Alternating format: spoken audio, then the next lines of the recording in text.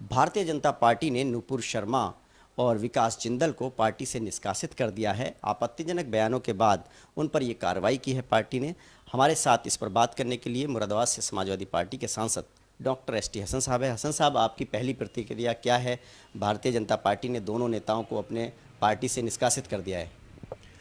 देखिए, अच्छा फैसला है। इस फैसले का हम स्वागत करते हैं। इनको अगर उन्होंने 6 साल के लिए निकाल दिया है, क्योंकि जाहिर है, मैं तो यही कहूँगा, देर आए दुरुस्त आए। ये ऐसा मामला है कि तमाम दुनिया में इस हमारी इमेज ही नहीं ख़राब होती, बल्कि हिंदुस्तान की दूसरी बड़ी आबादी मुसलमानों की ज़बरदस्त दिलासारी होती है।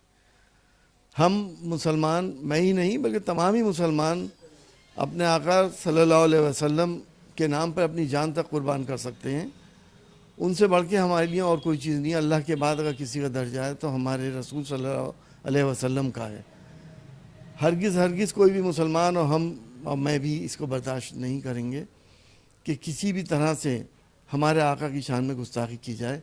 बहरहाल, हम बीजेपी के पदाधिकारियों ने जो फैसले लिए हैं, हम इसका तहे दिल से स्वागत करते हैं।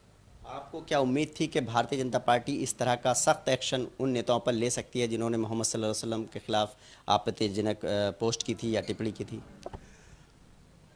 देखिए, अब हालात बदल रहे हैं, और क्योंकि मुसलमान सिर्फ हिंदुस्तान में ही नहीं रहता, तमाम दुनिया में रहता है।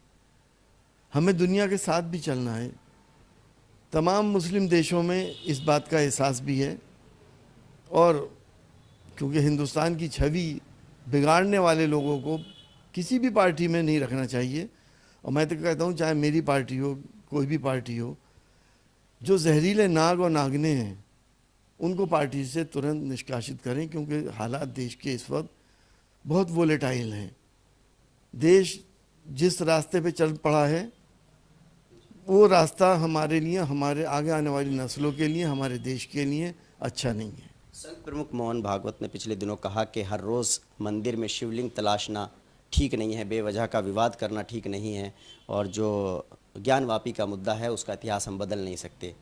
तो उनके इस बयान को लेकर के आप क्या समझते हैं, किस तरह का बयान है? देखिए, ये भी स्वागत योग्य बयान है। यकीनी तौर पे पिछले 1 साल से 6 महीने से कोशिश की जा रही है कि हिंदू मुसलमानों के बीच में नफ़रतों की दीवार खड़ी कर दी जाए, और सबसे आसान तरीका उसका यही है कि हम अपने धर्म के सेंटिमेंट्स को एक्सप्लॉइट कर लें। ये राजनीति अब देश में नहीं चलनी चाहिए, वरना देश 500 साल पीछे चला जाएगा और दुनिया 500 साल आगे हमसे हो जाएगी। जो भी उन्होंने बयान दिया है, यकीनी तौर पे कि जिस वक्त ये मस्जिदें बनी थी उस वक्त कोई संविधान नहीं हुआ करता था। बादशाह की मिल्कियत होती थी, बादशाह का हुक्म ही संविधान होता था। वो किन हालात में कहाँ के मंदिर कब तोड़े गए, वो किसी से छुपे हुए भी नहीं है।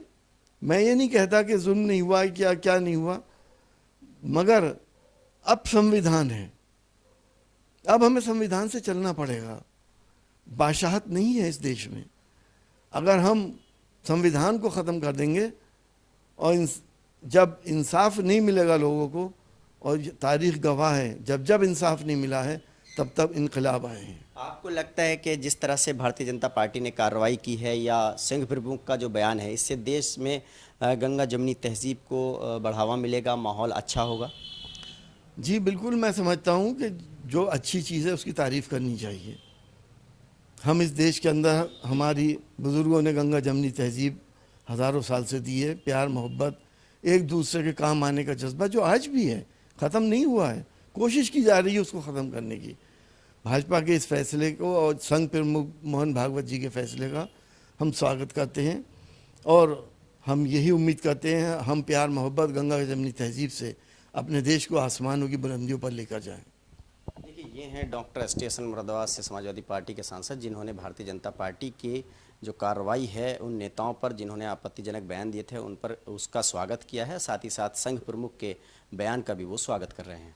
उबैदुर रहमान, एबीपी गंगा, मुरादाबाद।